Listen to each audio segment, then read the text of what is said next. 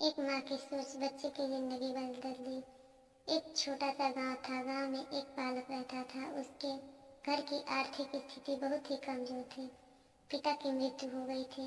उसकी माँ घर घर जाकर बर्तन धोती और घर का गुजारा करती थी।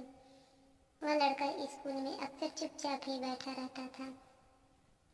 एक दिन उसके टीचर ने उसे एक पत्र देते हुए कहा, तुम इस पत्र को अपनी माँ को दे देना। उसकी माँ उस पत्र को पढ़कर मन ही मन मुस्कुराने लगी। बेटे ने अपनी माँ से पूछा, माँ इस पत्र में क्या लिखा है? माँ ने कहा, बेटा इसमें लिखा है कि आपका बेटा कक्षा में सबसे होशियार है। हमारे पास ऐसे अध्यापक नहीं है जो आपके बच्चे को पढ़ा सकें, इसीलिए आप इसका एडमिशन किसी और स्कूल में करवा दीजिए। लड़का खुश हो गया और साथ ही साथ उसका मनोबल और भी बढ़ गया। वह मन ही मन सोचने लगा कि उसके पास कुछ खास है। मेहनत के दम पर अगले ही दिन उसकी माँ ने उसका एडमिशन दूसरे स्कूल में करवा दिया। उस लड़के ने मन लगाकर खूब पढ़ाई की और एक दिन अपनी मेहनत के दम पर बड़ी सफलता हासिल की।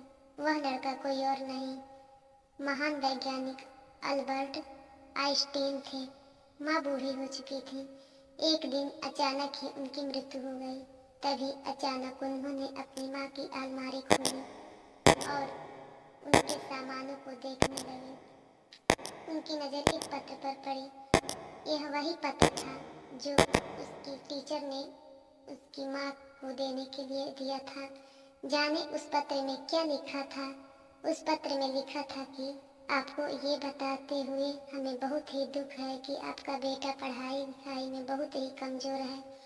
जिस तरह से इसकी उम्र बढ़ रही है उस तरह से इसकी बुद्धि का विकास नहीं हो रहा है, इसीलिए हम इसे स्कूल से निकाल रहे हैं। आप इसका एडमिशन किसी दूसरे स्कूल में करवा दीजिए, नहीं तो घर में इसे पढ़ाइए।